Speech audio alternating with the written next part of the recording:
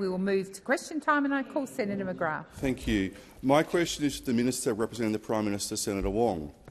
The Albanese government's taxpayer-funded Talkfest last week has produced nothing but suggestions for new and higher taxes, including a spare bedroom tax, removing capital gains tax exemptions from the family home, a wealth tax, an increase to the GST, higher taxes on super and a business training tax. Given the Treasurer has consistently said nothing is off the table, but the Prime Minister has said he won't introduce any taxes not taken to the election, will the Prime Minister rule out new or increased taxes during this term of parliament? Minister Wong. Well, thank you, President. And if I may take one of the interjections, it is clear that the opposition hasn't learned, and I would remind Senator McGrath, if he is interested in taxes, that he was part of a party that went to the last election with higher personal income taxes, higher taxes on the resources and manufacturing sector, higher taxes on motorists, and higher taxes on the higher housing construction industry. But all of a sudden, Senator McGrath, who is, is someone who I think says he believes in smaller government, despite the fact that he was part of a party that proposed many higher taxes for Australians at the last election, is now worrying about taxes. Well, Senator, we have been very clear. We have put an agenda before the Australian people at the last election, which was about lower taxes for Australians. You opposed it. You opposed it. So I think everyone in this country knows which is the party that is prepared to actually reduce taxes for working Australians, and which is the party that went to an election very clearly saying we want higher taxes. So no amount of scaremongering now, which is precisely what this is, and I think we all know it, no amount of scaremongering now can hide the fact that the coalition has been the party of higher taxes, and they remain that to this day. I know that is an unusual state of affairs in Australian politics, but that is where the coalition have got to. That is where the coalition have got to. They are the high-taxing party of Australian politics. Thank you, Minister. Senator McGrath, first supplementary. Thank you. The idea from the taxpayer-funded Talkfest that millions of Australians, including vulnerable pensioners and retirees, could be forced to pay a tax for having an empty bedroom in their house has caused significant concern amongst the Australian community. Why won't the Prime Minister join the coalition and assure the Australian people that his government will not introduce a spare bedroom tax now or ever? Order. Senator Watt. Order. Senator Cash. Minister Wong. As the Prime Minister has said, we are implementing the tax policy we took to the last election. That is a tax policy that is about making the tax system more efficient and fairer. But I'll take part of what Senator McGrath said, where he used the phrase significant concern. Significant concern. What that is actually code for is our scare campaign. Yeah, exactly. Our scare campaign. At some point, I think the Australian people would look to the coalition to say, when do you get beyond scare campaigns? When do you actually start to put forward policy that is about our lives? That is about our lives. That is about our aspirations. That is about what we need for our families. When are you going to do that? Because so far, all we have continued to see pre-election and after the election is a series of scare campaigns from those opposite who still fail to have an agenda that relates to the Australian people. Thank you, Minister. Senator McGrath, second supplementary. Thank you, President. Will the Prime Minister rule out any changes to capital gains tax arrangements in this term of parliament? Yes or no? Thank you, Senator McGrath. Minister Wong. Well, we're delivering the tax cuts you oppose. We are delivering tax cuts. We are delivering the tax cuts you opposed, and we will continue to do that, Senator. I know that you want to engage in a set of scare campaigns. That is, a scare campaign is not policy. And the problem for the coalition, is that they actually don't have anything that speaks to working Australians, anything that speaks to Australian families, anything that speaks to Australians who live in the cities and the suburbs and outer suburbs of this country. That is what we saw during the election campaign, and we still see it. We still see it now. Yet again, more scare campaigns from those opposite. We will deliver the tax policies we took to the election, which are lower taxes than you ever committed to. Thank you, Minister. Senator Ciccone. Thank you very much, President. My question, President, is to the Minister representing the Prime Minister, Senator Wong. Earlier this afternoon, as colleagues would be aware, the Prime Minister, along with the Minister for Foreign Affairs, the Minister for Home Affairs— Order! Order! Sorry, I could start again, President. Just continue on. Thank you, Senator Ciccone. Thank you. Earlier this afternoon, the Prime Minister, along with the Foreign Minister, the Minister for Home Affairs, the Director-General of ASIO and the Commissioner of the Australian Federal Police advised Australians of outcomes of investigations into the appalling anti-Semitic attacks against our Jewish community since the horrific October 7 attacks. Can the Minister please update the Senate on the statement that was made by the Prime Minister? Thank you, Senator Ciccone. Minister Wong. Thank you, President. Thank you, Senator Ciccone, for the question. President, we have seen a number of appalling anti-Semitic attacks against Australia's Jewish community since the horrific October 7, 2023 attacks. And this government made clear these attacks have no place in Australia. And we also made clear that ASIO and AFP would investigate as a priority. I can inform the Chamber that ASIO has now gathered incredible intelligence to reach a deeply disturbing conclusion that the Iranian government directed at least 2 of these attacks: the 20th October attack on the Continental Kitchen in Sydney and the 6th December attack on Adass Israel Synagogue in Melbourne. Iran has sought to undermine the cohesion of our community. Iran has done so with acts of aggression that sought to terrify Australians and put Australian lives in danger. There is no doubt that these extraordinary and dangerous acts of aggression, orchestrated by a foreign nation on Australian soil, have crossed a line. That is why the government has declared Iran's ambassador to Australia persona non grata, as well as 3 other Iranian officials. This is the first time Australia has expelled an ambassador in the post-war period. In relation to our embassy in Tehran, where we have had a diplomatic presence since 1968, the government has also taken the step to withdraw Australia's ambassador to Iran.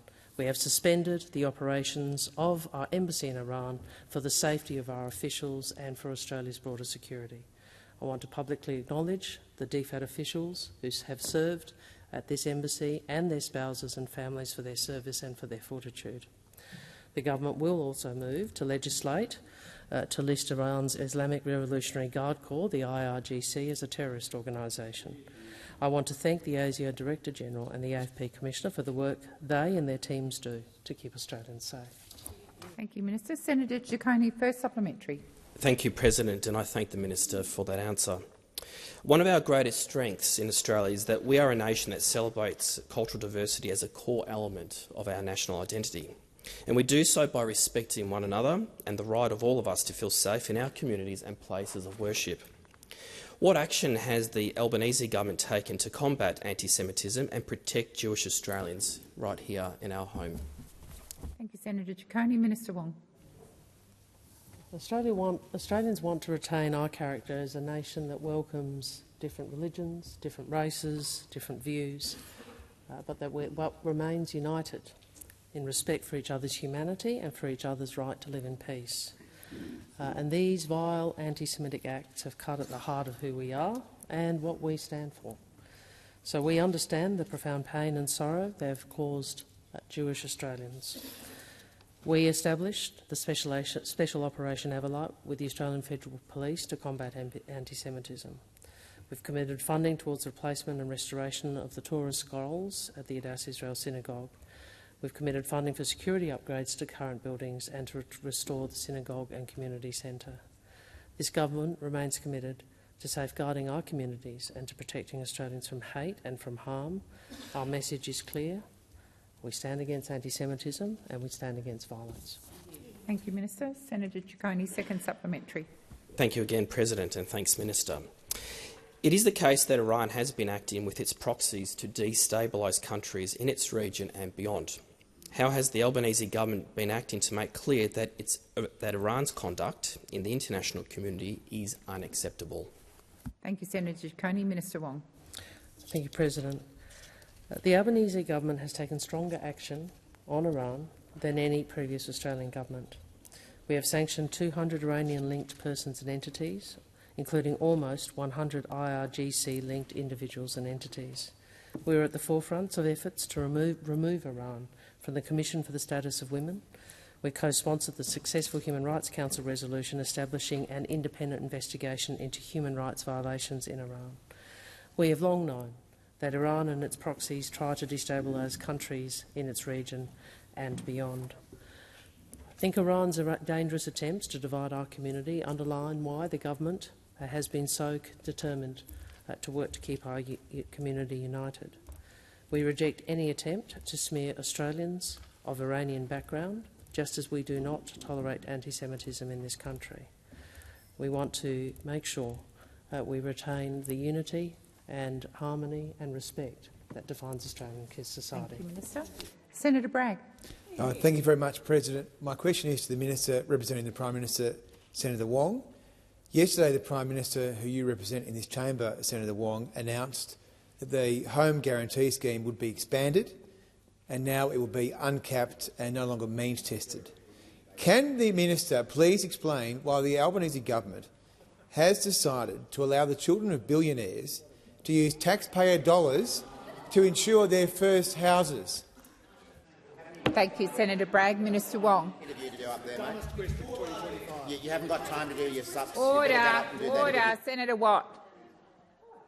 Well, did she call me? Sorry. I did call you, Senator sorry, Wong. And there does. Senator Bragg, you've asked a question. Yeah, good of you to finish. Minister Wong. Well, Senator Bragg, can I first say I'm not sure, I don't know many kids of billionaires, but I would have thought they would hardly be the ones that would be focused on this kind of deposit. Or otherwise there's a big issue in the family, I reckon. But the point I'd make, Senator, I think we all find it quite difficult to take seriously your criticisms of this policy, which is about trying to enable more first-home buyers to access the market, when you are standing in the way of more houses. Yeah. It's as simple as that. Like, you are standing in the way of more houses in this country. So you have this bizarre position that Senator Bragg, where on the one hand you say we don't actually want people to be helped into the market by focusing on some mythical billionaire's family, but all of the real people who are trying to get into the market that this policy supports, you just pretend to ignore them. Meanwhile, you stand opposed to more housing supply in this country, which is the key to affordability. Like, does anybody actually understand Senator Bragg's housing policy? I mean, Senator Bragg, your housing policy appears to be let's make sure we have fewer houses for Australians, and then let's make sure we complain about it. That's your position. That's the Senator Bragg coalition's housing policy. We'll stop houses, then we'll complain about there not being enough houses. Well, I think the Australian people are onto you, and they know who is listening to their concerns and who is acting on their concerns and who is not.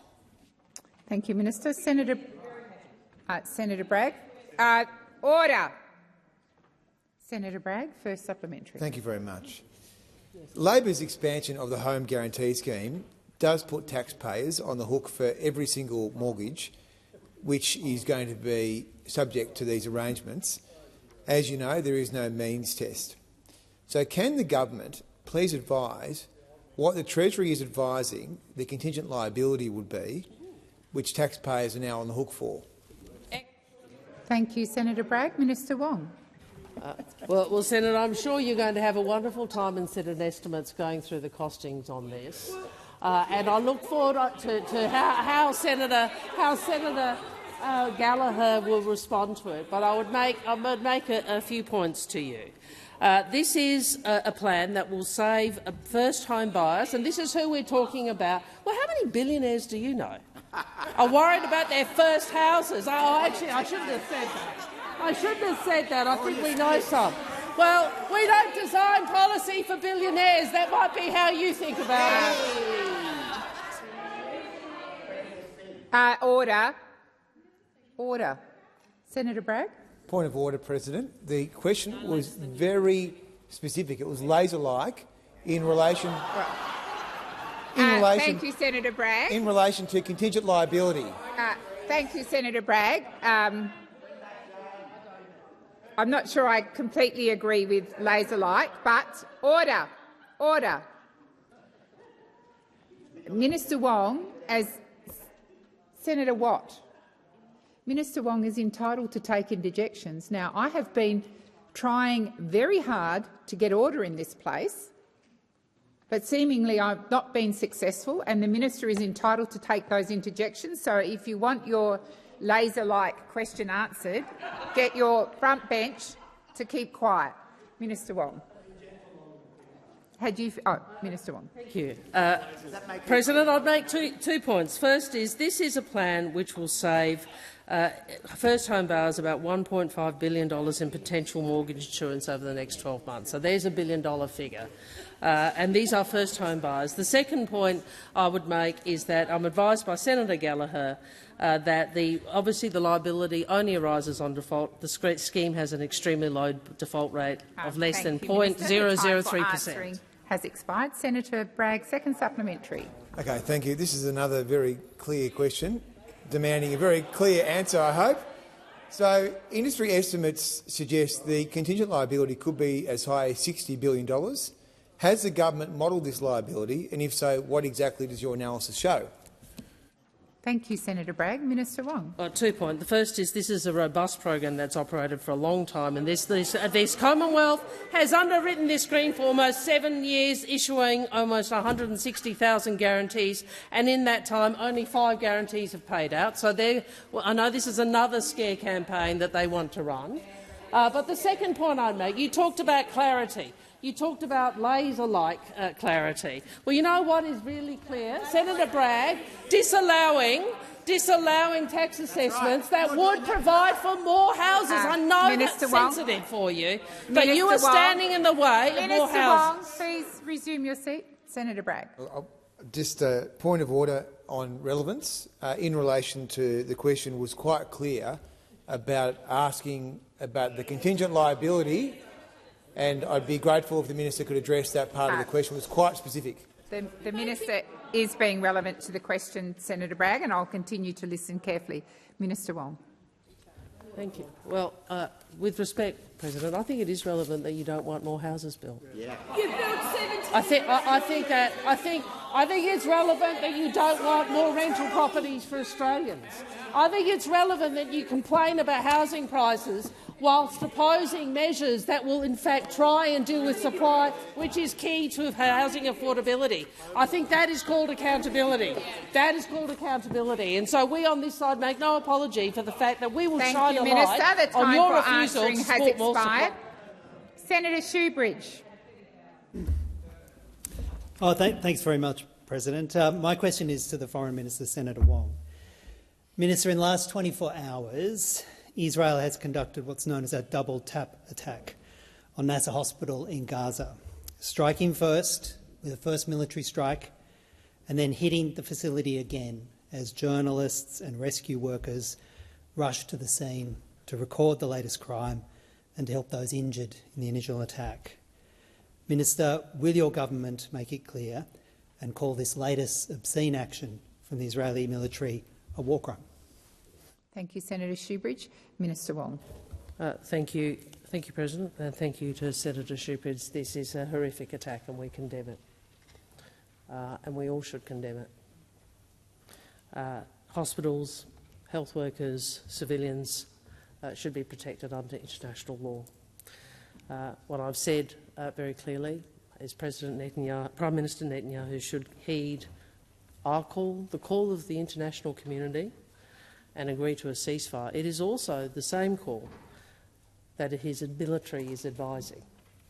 that his military is advising. This war must stop. In relation to your question, targeting hospitals is a breach of international law. Thank you, Minister. Senator Shoebridge, first supplementary. Minister, thank you for that clarification. It is very clear that Prime Minister Netanyahu and his extremist security and war cabinet are not heeding those calls, either calls you've made or calls that any other country has made to date. So will you now commit to applying the same sanctions regime against Israel that you have applied against Russia for its illegal war, its illegal occupation and its war crimes? Thank you, Senator Shoebridge. Minister Wong. Thank you. As the senator would know, we have already applied sanctions on Israel. We have already applied sanctions, including on 2 Israeli ministers. Order. We have worked with others in the international community to apply pressure, and you have seen Prime Minister Netanyahu's response. We all want this war to stop. We call on Israel to stop this war. Prime Minister Netanyahu should heed the advice of the IDF as well as the calls of the international community and agree to a ceasefire. Thank you, Minister. Senator Shoebridge, second supplementary. Minister, you repeatedly say that Prime Minister Netanyahu should heed those calls. He is not. And he's directing the military to continue these attacks, including using F-35 fighter jets, which can only remain in the air because of critical parts, including the mechanism that opens the bomb bay doors that are supplied by Australian industry, and that your government continues to permit to be sent to Israel to be part of the genocide and the killing and the bombing.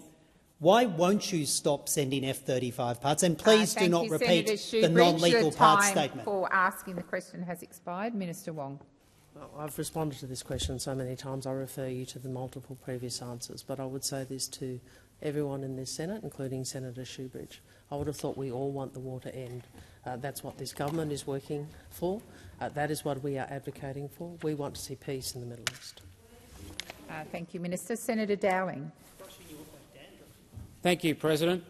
This is not my first speech, but it's my first question to the Minister representing the Minister for Housing, Senator Ayres. The Albanese Labor government was re-elected with a mandate to build more homes and make it easier for Australians to buy them. But in my home state— Minister Wong. There is a courtesy that is usually extended to the first question, Senator McKenzie. Just before Senator Wong rose to her feet, I was going to remind the chamber the senator has advised the chamber it is his first question. In fact, all senators should be afforded silence when they ask their questions, and in particular those that ask a first question. Please continue, Senator Dowling. Thank you, President. But in my home state of Tasmania, I often hear from young people who, despite working hard, find it impossible to save the 20% deposit they need to buy their first home. How is the government making it easier for more Australians to buy their first home? Thank you, Senator Dowling. Minister Ayres. I'm learning, President, to only get up when you tell me to get up. I want to thank Senator Dowling for that question. As he said, it's not his first speech, but his first speech is this evening, and I'll be here. I'm very much looking forward to it.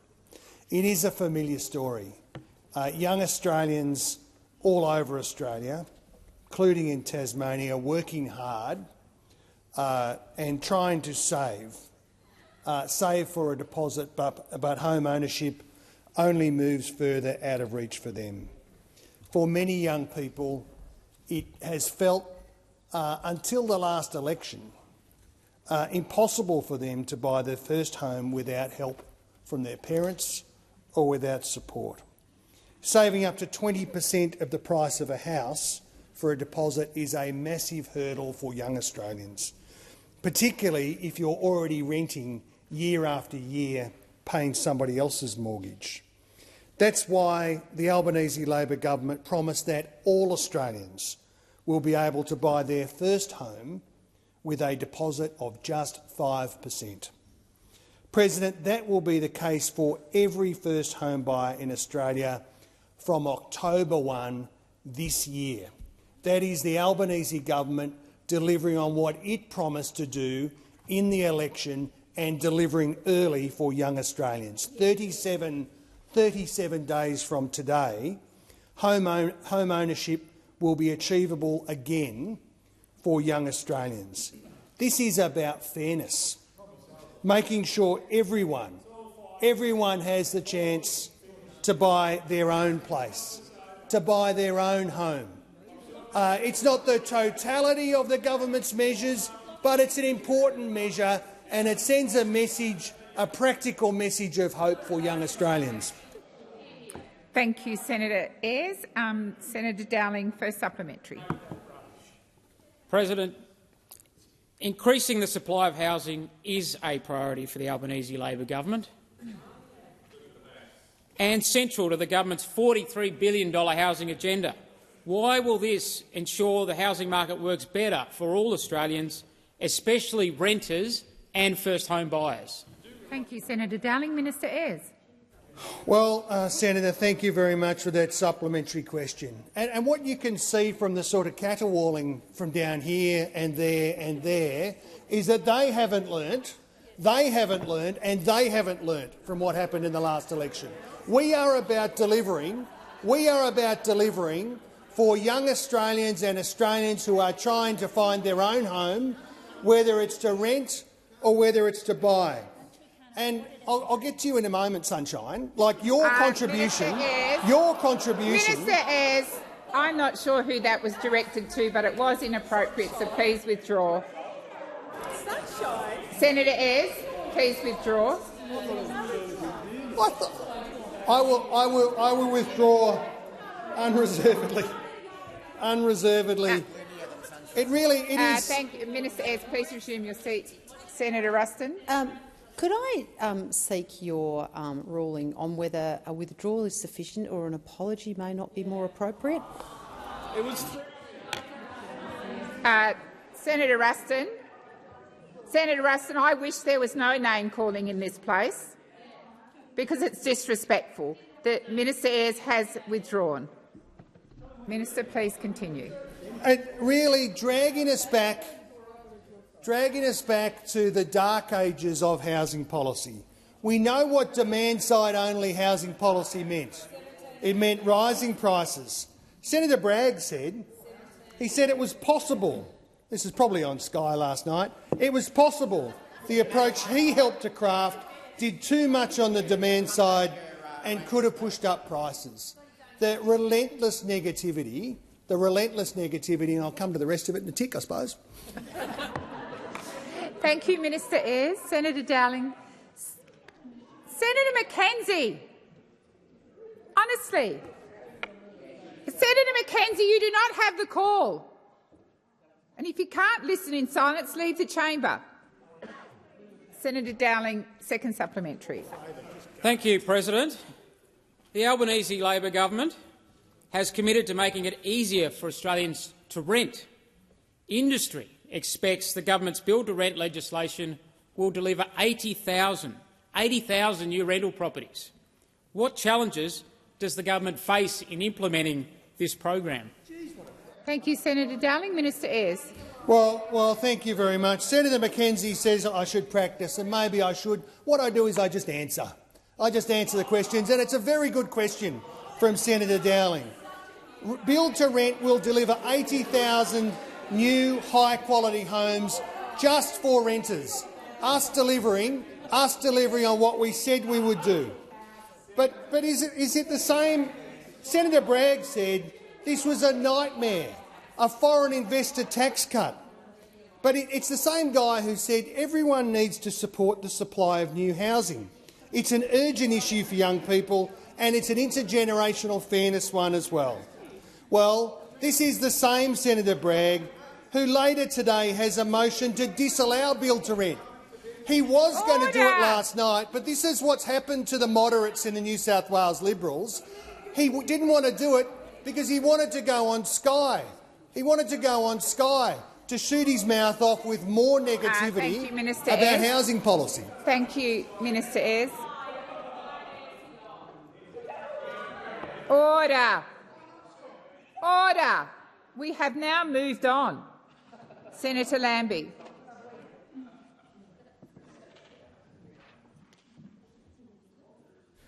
Thank you, Madam President. My question is to the Minister of the National Disability Insurance Scheme. Specialist Disability Accommodation, SDA, delivers specialised housing support for Australians of very high needs and is designed to attract private market investment. Under the scheme, the government asks private investors to build small-scale customised houses, and the government would pay investors about $110,000 per year for each eligible person who moved in. But as we learned from ABC's Four Corners program last night, the scheme is being rorted by dodgy developers ripping off mum and dad investors. These Australians thought they were doing the right thing, the ethical thing, and they ended up losing hundreds of thousands of dollars in the process, while many disabled people still don't have suitable houses to live in. Minister, first of all, how many SDA houses has been built, and how many of these houses are actually being unoccupied at this point in time? Thank you, Senator Lambie. Minister McAllister. Thanks very much, President, and thanks for the question, Senator Lambie. It's an important subject. So, can I address the first part of your question, which is that my heart really does go out to those investors who have had a tough time here. And these were people, as you indicated, who thought they were making an ethical investment and who in some cases have seen their life savings disappear. There are unfortunately some people active in this market and in other investment markets that come to mum and dad investors and they give them information that simply isn't true. And in all cases, whether it's in this market or others, investors should contact ASIC if they're concerned that an investment scheme has engaged in misleading behaviour or misappropriated investor funds. My message to mum and dad investors out there who are looking to invest in specialist disability accommodation is that if someone says something that sounds like it's too good to be true, it probably is. Specialist disability accommodation investments are not government-backed. Occupancy is not guaranteed. The NDIS seeks to give participants choice and control. That includes choice and control over their living arrangements. And so when the NDIS funds SDA for eligible participants, those participants are able to choose the accommodation that works for them in a location where they want to live. And unsurprisingly, NDIS participants, like most other Australians, want to be able to choose the housing and the service options that work for them, close to community, close to services, close to supports. So the Four Corners program is really important, and I want to thank them and acknowledge the work they've done, focused on specific providers and practices, because that's what good public interest journalism looks like. Thank you, Minister. Senator Lambie, first supplementary. Thank you. The NDIA had oversight of the SDA rollout, but these empty homes, over 1,000 of them, according to ABC, are being built in new suburbs far from services. I noticed that you just said close to community and supports. That's not what's happening. So what consultation protocols are actually in place that make sure these homes are appropriate for disabled Australians, that they are built in the locations close to the services that they require? Thank you, Senator Lambie. Minister McAllister. Thanks very much, President, and thanks, Senator Lambie. So it's very important to be clear about this, Senator. The NDIA doesn't build or own or commission specialist disability accommodation. The upfront investment of buying or building an SDA dwelling is borne by the owner or the investor. And investment in this market, like in any other market, carries risk. And so prospective investors really should seek independent legal and financial advice, and they should really carefully assess the information that's being provided to them by people who are supporting or the proponents of these investment schemes. So the NDI's role is to create a market that is sustainable, that provides genuine options and choice for participants and ensures continuity of supports for eligible participants. I thank you, Minister. Senator Lambie, second supplementary. Well, I see, and I hope the minister accepts now that giving the market free rein isn't working. And will she commit to properly regulating the SDA scheme to keep the dodgy developers out and protect the mum and dad investors who probably, by the way of doing this and not doing it properly, she has lost along the way? We have a problem here. Certainly not going to just sit here and talk gabble. Are we going to take some action and do something about it, and what action are we taking? Thank you, Senator Lambie. Minister McAllister. Thanks, Senator Lambie. So responsibility for managing investments and making sure that investors get accurate information about prospective investments for them lies with ASIC. And ASIC has been taking action in relation to some of the cases that are before them and that you saw on the program last night. The NDIA, of course, wants people in this market to have good information, and so on. Earlier this year, in July, updated information was provided about SDA investment considerations for investors. That advice directs investments to government agencies that can give advice or support to resolve issues that may come about for people who've invested in SDA. That's work that's been undertaken in consultation with the Commission, with ASIC, the Australian Securities and Investment Commission, and the ACCC. We want all of our markets, this one and a whole range of other investment markets, to work well, to be transparent and conducted honestly in the interests of investors. Thank you, Minister. Senator David Pocock. Thanks, President. My question is to the Minister for Industry, Innovation and Science, Minister Ayres. The CSIRO appropriation as a percentage of GDP has fallen by more than 40% over the past 20 years. Why is the Albanese government continuing to reduce funding for the CSIRO in real terms? Thank you, Senator Pocock. Minister Ayres. Well, thank you very much, Senator Pocock. Well, the government the government absolutely values and puts at the centre of our approach to science the valuable role of the CSIRO and the work that it does in terms of scientific research and applied industrial research. This government has made no changes to the CSIRO's base funding. Decisions on staffing and prioritisation, of course, are a matter for the CSIRO's board and management. They know that the CSIRO making sure that it continues to perform its function critical as we approach some of the big technology challenges that the modern age presents Australia with. That is absolutely vital that the CSIRO stays on task, properly resourced, and I, of course, am working very closely with them around those questions. We value the contribution that CSIRO scientists and CSIRO staff make, and we want that work that the CSIRO does to be sustainable in the long term.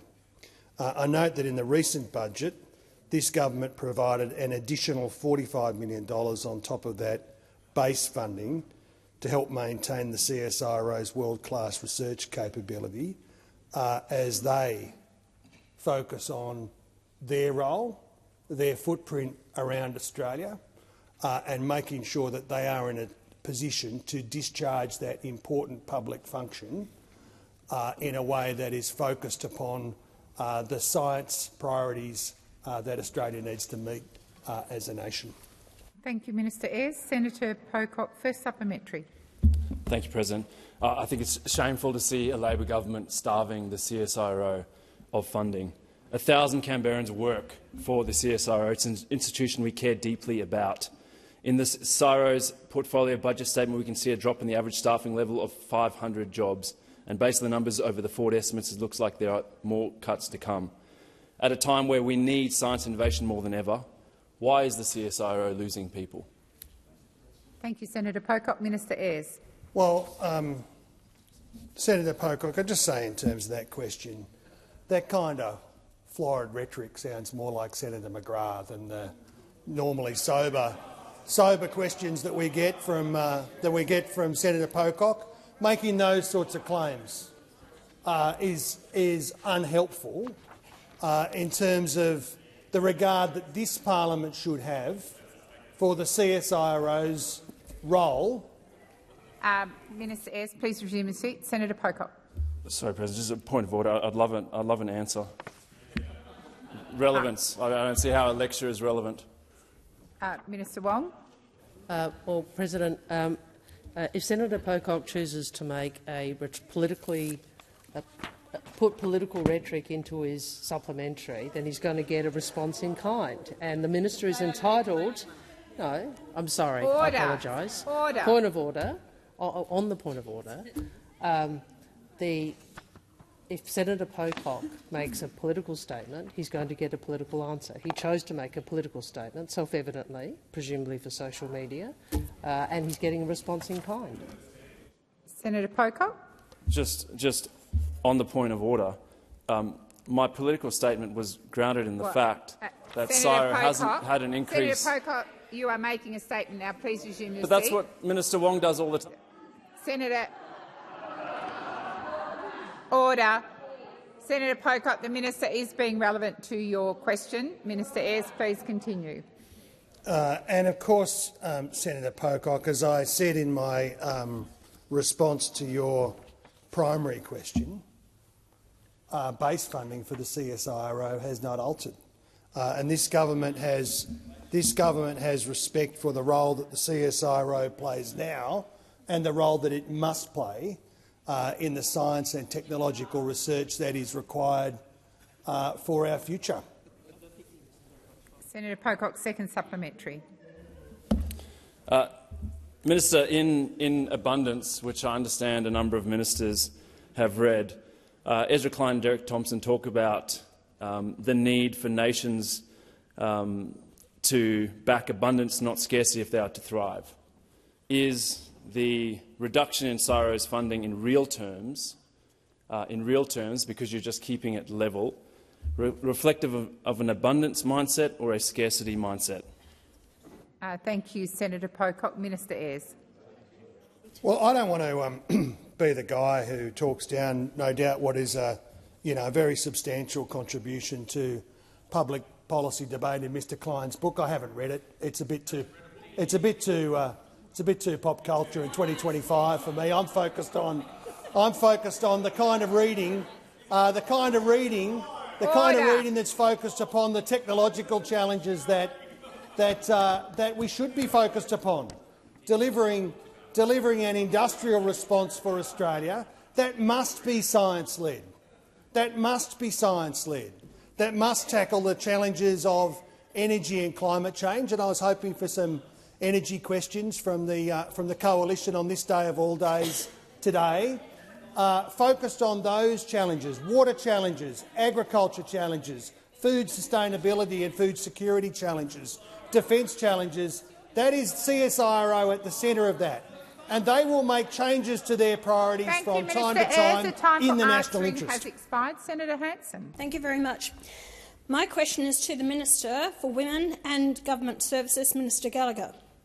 In a letter from Services Australia dated July 2, 2025, it confirms that the stillborn baby payment of $4,326.57 is available in cases of intentional abortion where a pregnancy has reached 20 weeks or the child weighs 400 grams. While One Nation supports the stillborn baby payment for legitimate and heartbreaking cases, Minister, why is this payment being made to women who deliberately abort a baby? Thank you, Senator Hanson. Minister Gallagher. Thank you. Thank you for the question. I know that there is a number of steps that are taken before a family that's been affected by stillbirth are eligible for that payment.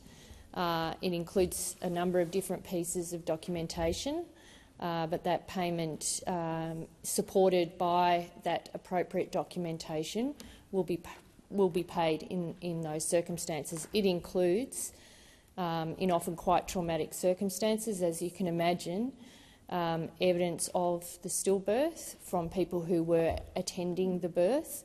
That is required before the payments are made, associated with other documentation that's required by Services Australia to make that payment provided. We accept that in the case of stillbirth, it is a very traumatic situation for anyone who is involved in that. And I think even applying for that payment at times can be quite traumatic, and so we've looked at ways to make sure that that is as seamless as possible. But like every other payment that's required and provided by Services Australia, those payments are made in accordance with the law and in accordance with guidance and evidence that those payments are appropriate. It's that for whether it's job seeker, whether it's single parenting payment, whether it's PPL, and in the case of the loss of a baby through pregnancy loss, those payments will be made when that is supported by evidence that's required by Services Australia. Thank you, Minister. Senator Hanson, first supplementary. Well, Minister, you never answered a question, which was, why is it made to women who deliberately abort a baby? Minister, this policy risks creating a financial incentive for late-term abortion where Australian women can terminate a pregnancy up to the day before birth. They can terminate a pregnancy up to the day before birth, allowing women to receive a lump sum payment and access to paid parental leave of up to $22,754. Why is the Albanese government funding the murder of healthy babies, some left to die in a kidney dish for up to 5 hours? Thank you, Senator Hanson. The time for asking the question has expired. Minister Gallagher. Well, the answer to that question is the same as to my earlier question. There are laws in this country around termination of pregnancy. They are laws that are regulated by the states and territories, and I support those laws. One of the reasons I got into politics was to ensure that women had the right to make choices about their own reproductive health. I accept that some people disagree with my views on that and with laws in states and territories that provide the regulatory arrangements around that. Now, in relation to the stillborn baby payment, as I said, and as it relates to other payments, including PPL, evidence is required, documentation is required before those payments are made. In relation to the stillborn baby payment, that includes certification from someone attending the birth, a health professional attending the birth, that the birth was of a stillborn child. That is the documentation that's made or required in order to receive that payment. Minister. Senator Hanson, second supplementary. Minister, when you talk about stillborn births, let me inform the people, the public of this nation, that they are actually injecting a needle into the heart of the baby before it's born. Therefore, it is born stillborn. Minister, will you and the Albanese government work with One Nation to close this appalling loophole and ensure these taxpayer-funded payments are reserved for genuine cases of stillbirth, not for barbaric late-term abortions carried out by choice? Thank you, Senator Hanson. Minister Gallagher. Thank you. Well, my answer to this is as it was to the earlier two questions. I have not seen any, and I have not had raised with me outside of this chamber right now the concerns that Senator Hanson raises with me. But in order for a stillborn baby payment to be paid, what is required is a paper-based form from the hospital containing a doctor and midwife's declaration that it is used as a verification of the stillbirth. That is what is required to get that payment. Thank you, Minister. Senator Cox. Thank you, President. My question is to the Minister for Environment and Water, Senator Watt. 5 years ago, the then Environment Minister and now Opposition Leader Susan Lee commissioned a review by eminent academic and businessman Graham Samuel into Australia's environment laws. The Samuel review made a number of recommendations about improving the nation's laws to better protect the environment and improve productivity within the approvals process. How is the Albanese Labor government progressing these long overdue reforms, and can you provide an update to the planned timing of this legislation? Thank you, Senator Cox. Minister Watt. Thanks, President, and thanks Senator Cox, who I know is working hard to deliver real environmental reform as a member of the Australian Labor Party. Reforming Australia's environmental protection laws are a key priority for the Albanese Labor government. I've been consulting extensively over the past 3 months on these reforms, holding more than 40 meetings, roundtables and forums right across the country, with everyone from state and territory governments and environmental groups to mining companies, property developers, renewable energy proponents and more. And in those meetings, I've consistently heard that we need to move quickly to reform these laws, as delays mean holding up investment and more environmental destruction. That's why today I announced that the Albanese government is bringing forward the introduction of this legislation to the parliament by 6 months, beginning the process of overhauling Australia's environmental laws this side of Christmas. This is in direct response to the very clear consensus that we saw at last week's Economic Roundtable that these reforms are vital for our environment and for business.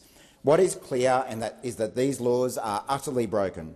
Our environment needs greater protection, and we will not meet our national priorities like delivering more homes and renewable energy unless we overhaul these laws.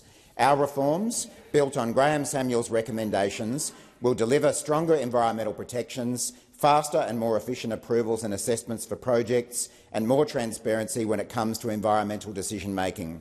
So these are really vital reforms for the nation, and we invite the support of the Coalition and the Greens to deliver them.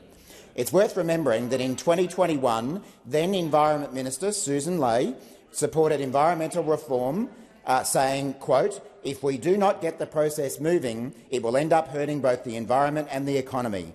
Unless we pass the bills, we will fall behind, and we will fall behind on environmental protection." I trust this remains the position of the opposition leader, and I sincerely hope it's the position of the Coalition Party room. The time for answering has expired. Senator Cox, first supplementary. Thank you, President. I welcome the minister's response that ensuring Australia's environment laws are fit for purpose and working to protect the environment is a key priority for the Albanese Labor government. Why is it important for business and the environment to reform these laws? Minister Watt. Thanks, Senator Cox. Well, I've seen that business groups, including the Business Council of Australia and the Minerals Council of Australia, along with environmental groups like Greenpeace, have backed our announcement today that we are bringing forward these reforms. And while on this side of the chamber we are united in protecting the environment, those sitting over there are still debating whether climate change is real. At the weekend, we had the extraordinary moment at the LNP Queensland Convention where federal LNP members led the charge to dump net zero. We had Senator Canavan there saying he had to pinch himself, he was that happy, and he was saying there were just 5 hands in favour of net zero out of 600 members present, and saying that any leader of our political parties would want to be in tune with our members. I wonder if one of those 5 hands belonged to Senator Scarr, because yesterday on radio Senator Scarr said, quote, "The views expressed at conventions aren't binding on the parliamentary party," and that it was a resolution against net zero mandates. It's a bit more nuanced than what certain other people have said. Thank you, Minister Watt. Senator Cox, second supplementary. Thank you, President. The Albanese government remains united in its commitment to deliver on EPBC reform, action on climate change and emission reductions in order to protect and safeguard our precious environment. How important is policy certainty to ensure confidence in private sector investment in our economy? Thank you, Senator Cox. Minister Watt. Thanks, Senator Cox. And as you know, for years the Australian business community has been crying out for policy certainty around the environment and energy so they can plan their investments accordingly. Instead, we all remember they got 22 different policies from the Coalition's wasted decade in office, and apparently now, at the urging of Senator Cash in the Coalition party room today, they are about to get another one. Now, call me old-fashioned, but I always thought that one of the KPIs of a Senate leader would be that they would back in their actual party leader. I mean, old-fashioned, I know, but instead of Senator Cash leading support for the opposition leader, we have Senator Cash leading a rabble within the Coalition, leading the brains trust of Senator Canavan, Senator Antic, Tony Passon, Terry Young. I'm going to ask you to withdraw that comment. Brains trust? I withdraw. The collection of geniuses, Senator Canavan, Senator Antic, Tony Passon, Terry Young and Lou O'Brien. That's who Senator Cash is backing in. She's not backing in the opposition leader, Ms Lee. In fact, she's working to bring her down. Thank you, Minister. Senator McKenzie.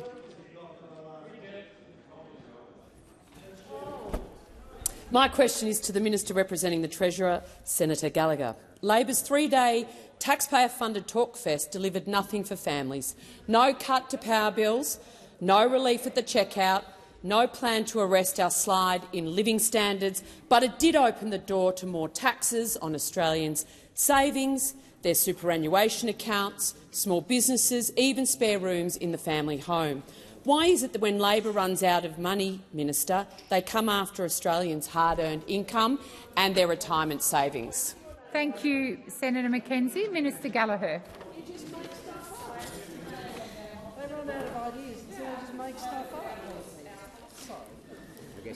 I know this is thank you, President. I know it is a foreign concept to those opposite that you would actually bring people together and sit down around in a room and talk about some of the challenges facing our country, in particular in relation to the economic roundtable around the productivity challenge, which, as we know, the worst decade of that was seen under the former government, when they did nothing about these issues. They didn't do anything about climate, and they're still arguing about it.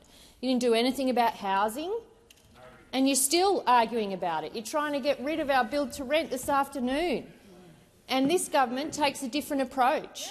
We take a different approach, which is to bring people around the table and talk to them about some of those challenges. Now, I would ask you,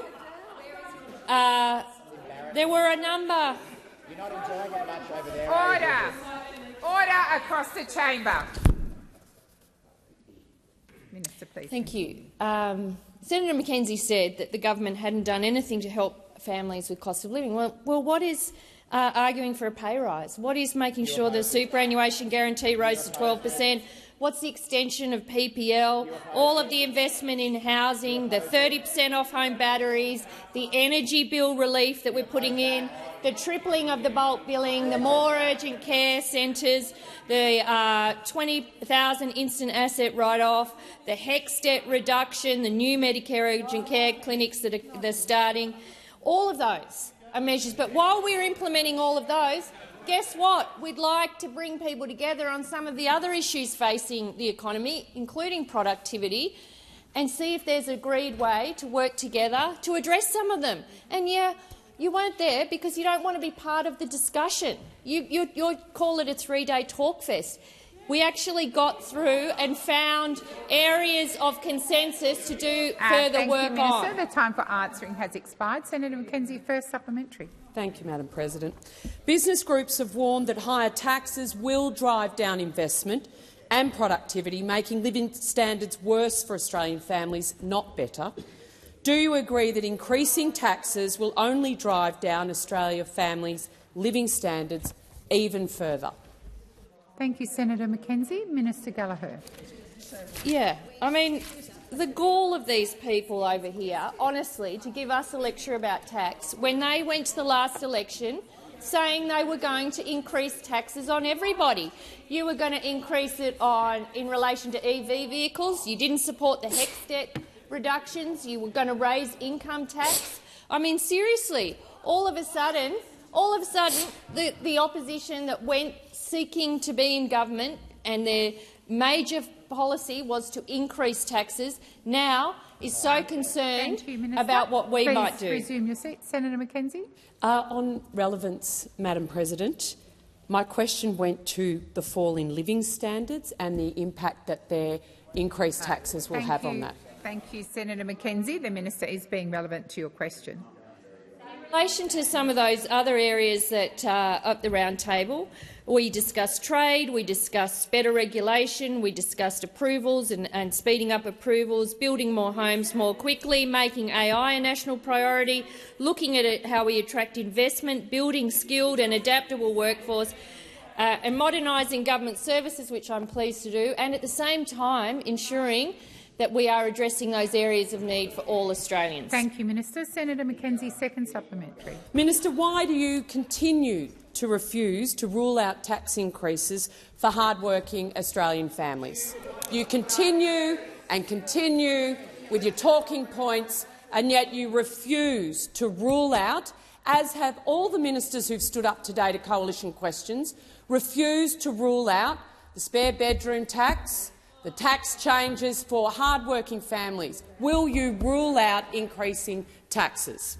Thank you, Senator Mackenzie. Minister Gallagher. Thank you, President. As I said yesterday, we were clear about our tax policies that we took to the election, and we are implementing them.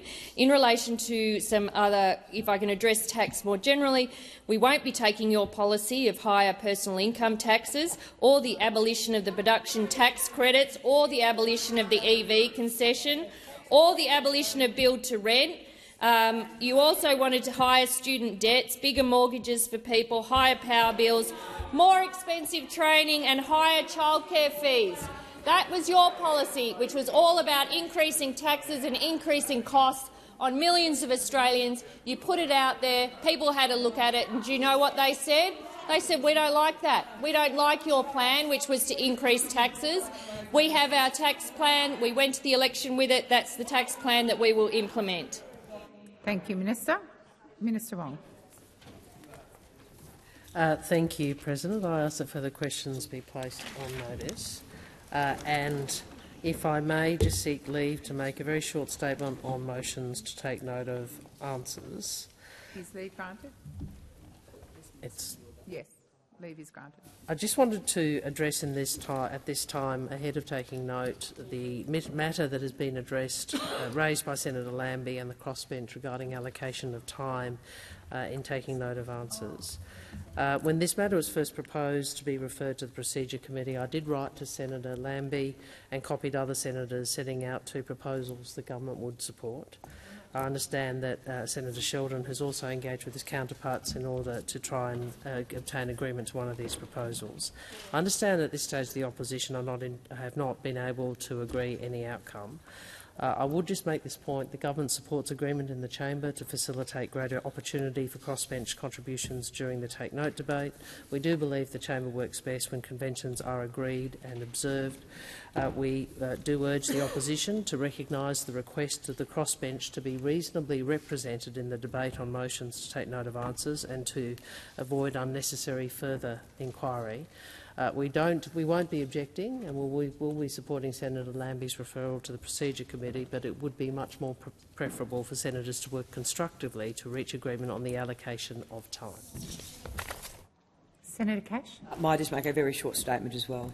Is leave granted? Leave is granted, Senator Cash. Well, whilst I'll appreciate the comments of Senator Wong, the matter will be referred to the Procedure Committee, and it is the opposition's position that that is the appropriate place for this to be discussed, not in comments that Senator Wong has just made, yet again pontificating and seeking to direct us on our side to actually make a decision. We will do it through the channels that are agreed, which is a referral to the Procedures Committee.